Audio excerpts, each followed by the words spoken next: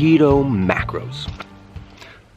When you're first starting out a ketogenic diet or a low carb diet, you may have come across the sea of conflicting and confusing information out there.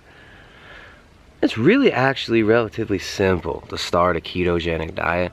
You don't need to be a scholar of YouTube confusion. You don't need to know that many things. One of the things you really do need to understand when starting keto is the macros.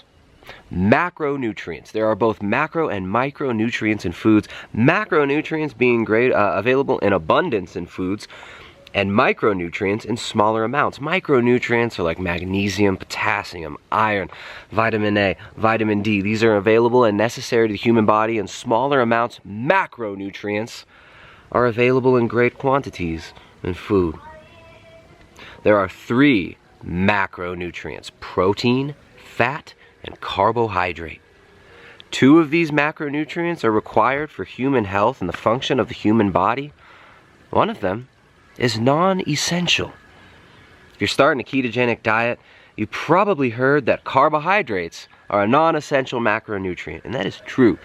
Your body can create the glucose that it requires from both the backbone of fatty acids, glycerol, and certain glucogenic amino acids, which are just amino acids that can be turned through a process required for health and for ketosis called gluconeogenesis into glucose.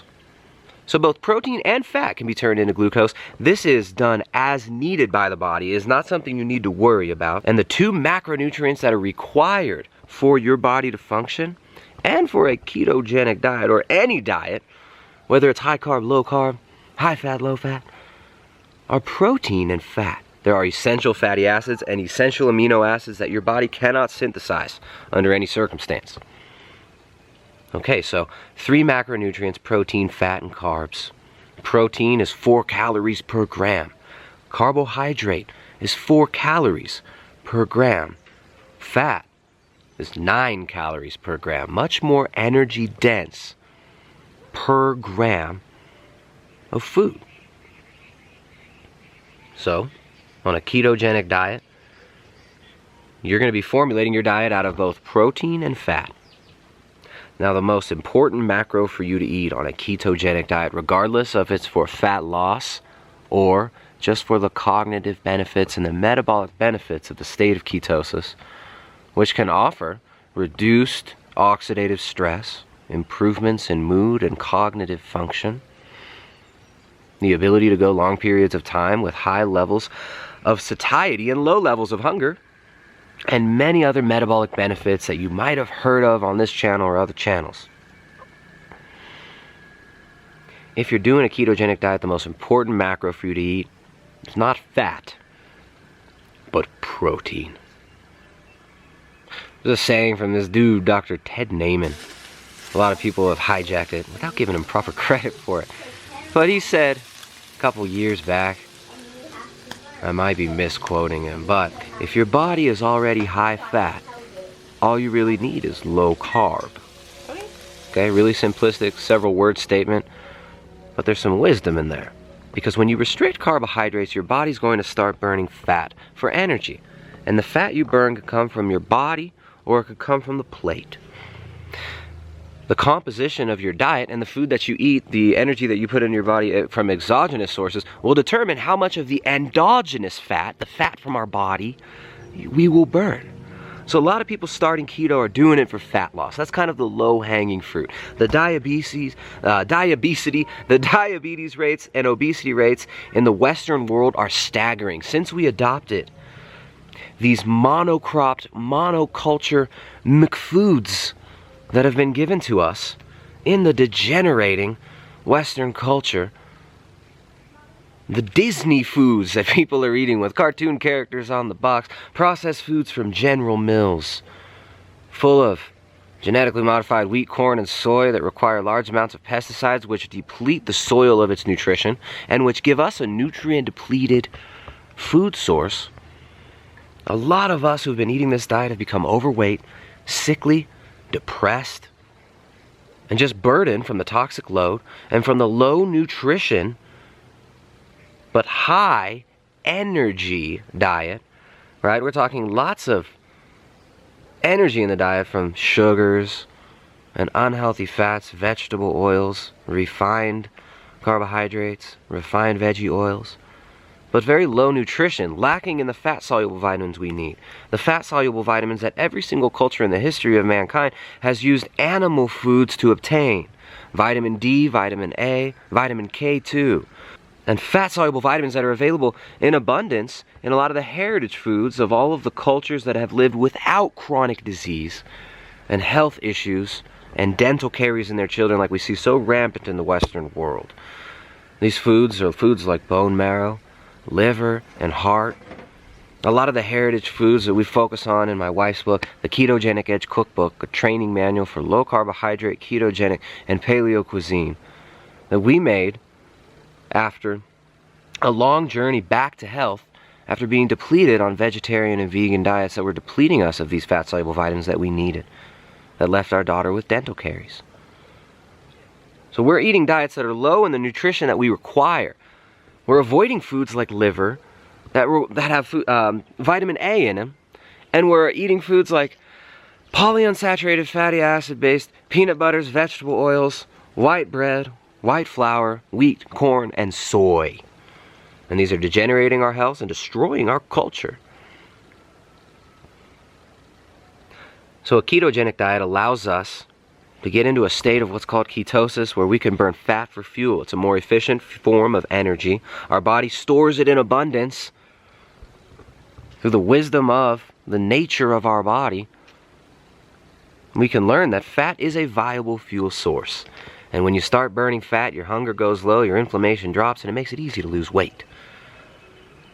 But eating an excessive amount of dietary fat isn't always helpful to people who are trying to lose body fat. A lot of people come to us for coaching and come to our Keto Collective community coaching, which the next session starts a week from this Sunday. We do it every other month. There's a live Discord server, really fun community-based coaching setting. We're able to transmit this knowledge to you so that you can help others with this in your own communities, in real communities, beyond the internet, face to face, like we should be dealing with our neighbors and our fellow man. A lot of people come to us, the Keto Collective, and they're under-eating protein, they're overeating fat, and they're gaining weight. So let's talk about how to properly formulate your macros on keto. Protein, fat, carbs. Protein, essential, no matter if you're trying to lose fat or gain muscle or gain weight after a nutrient-depleted vegetarian or vegan diet long-term, which a lot of people come to us for help with. It's not hard to gain weight, healthy weight, on a ketogenic diet after your body's been nutritionally depleted. So if you're trying to lose fat or gain muscle or just maintain your weight and get metabolically healthy, get rid of gut issues from all the abrasive fibers, going on even a carnivore style diet, carnivore style keto diet, where you're not eating a lot of fiber, which helps for a lot of people, it's really not hard to get your macros right. First of all, you need protein. The most easy recommendation I can give you is 0.8 grams per pound of your lean body mass in protein. You can calculate your lean body mass. Just look up a picture of body fat percentage. Compare your current body fat levels visually to some of the charts. And you're going to use your lean body mass and do 0.8 grams per pound of your lean body mass in protein. That's the easiest way to go about it. But there's a range of protein requirements. I never recommend that anybody go below 1.2 grams per kilogram of your lean body mass. And the range that I usually give people ends up falling between about 1.5 up to about 2.2, and sometimes people prefer even more on a straight carnivorous style diet. But the range of 1.5 up to about 2.2 grams per kilogram of your lean body mass and protein is a range that I like to teach as well. Of course, 0.8 grams per pound of lean body mass being straightforward, that should work for everybody for satiety, for maintaining or gaining lean muscle mass if that's your goal, and for allowing proper insulin to glucagon ratio, which will allow you to burn ketones either from your body or from the dietary fats that you're eating. Now, fat this is the one that a lot of confusion comes about as well. People get afraid of protein. They think you got to eat way too much fat.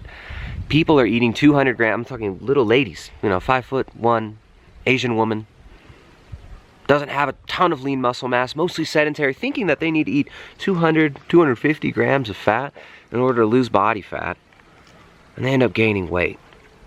Now, usually in the beginning of keto, you're not trying to create a big deficit. It can be a little bit stressful when you're adapting to the diet. You're pulling out carbohydrate, this fuel source that you've been using for so long that your body, your mind, your palate have become accustomed to. Some people would say you're like addicted to it, and it feels like you're withdrawing almost when you remove the sugar and the processed crap.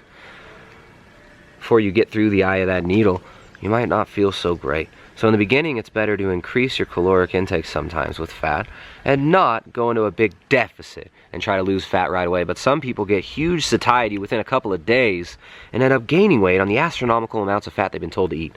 So fat, I usually recommend about 1.5 grams per kilogram of your lean body mass.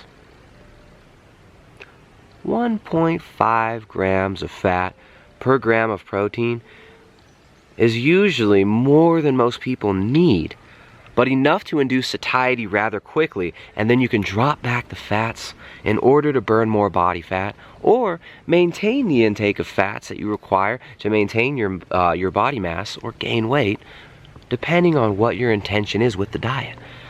So again, about 0.8 grams per pound of your lean body mass and protein, 1.5 grams of fat per gram of protein, and then dropping that down once your satiety hits. Now, if you're trying to force in the fats and you're not digesting it, you're not going to feel good. So sometimes using your intuition, and if you hit like 1 gram of fat per gram of protein and it feels like plenty to you, and you feel good, you have energy, you have mental clarity because you're getting your electrolytes in, right? We need to increase sodium, magnesium, and potassium. Have at least a teaspoon of salt with each meal if you're eating 3 meals a day. Don't go for long periods of time fasting in the beginning of keto. That can cause problems with satiety and hunger signaling as well. Try to get breakfast in within an hour of waking up to optimize your circadian rhythm. These are all principles we teach in the Keto Collective. Are all principles that we like to use to help you to formulate your diet and lifestyle so that you can do it long term. Because short-term diets are long-term failures. We're going for long-term adherence here and long-term lifestyle changes that will result in the health, the vitality of your body, your family, and thus your community. That can help make the world better because healthy, happy people are what we need in the world. And depressed and inflamed people are not going to be able to be as effective and efficient in their life and at making this world any better. So there you go. The keto macros explained. Try to keep it as simple as possible. Get in enough protein. Most people are under eating protein who come to us for the Keto Collective and for coaching. This is a big problem out there. A lot of people under eat protein and overeat fat. So keep it simple. Don't get lost in the sea of confusion. The diet's there to support your life, not to become another stressor. You don't need to be measuring your blood ketones 5 times a day. That is irrelevant to 90% of the people out there. If you like quantifying these things, if you enjoy measuring ketones, then understand what, when, and why you're measuring them. You're going to have higher and lower blood ketones depending on when you measure, and understanding the context is important. So again, keto in context. Keto made simple. And keto to support your life, not to complicate your life. The diet's there so you can live. The diet's not what gives you life.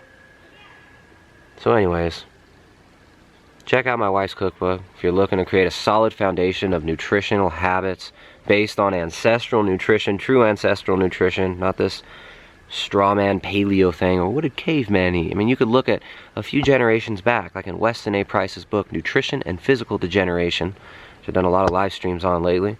You can look at some of these societies that were not encumbered by the imported food, the processed junk food that destroys our health. They have perfect teeth, perfect health. They don't get cancer, diabetes. They have happy, healthy families and cultures, and they're eating animal-based foods. And they're getting fat-soluble vitamins from parts like the liver, the heart. They're eating bone marrow. They're eating fish from the sea.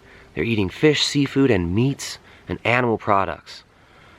So that's what the book is based around. Okay? So get the protein in. Fat is your energy source. It can come from your plate or from your body. And carbs stay low. So carbs, which I actually forgot to mention, always keep your carbs 20 to 30 grams net carbs max. Simple. Carbs low, get enough protein. Fat's your energy source, can come from the plate or from your body. And now, go live your life. You can find more at primaledgehealth.com. Check out Jessica's book, The Ketogenic Edge Cookbook, a training manual for low carbohydrate, ketogenic, and paleo cuisine. We're creating a foundation of nutritional habits and food prep habits. A lot of us are freaked out about even handling meat. Well, you've got to get comfortable making your own food, preparing your own meals if you want to be successful long term. So keep it simple. Go live.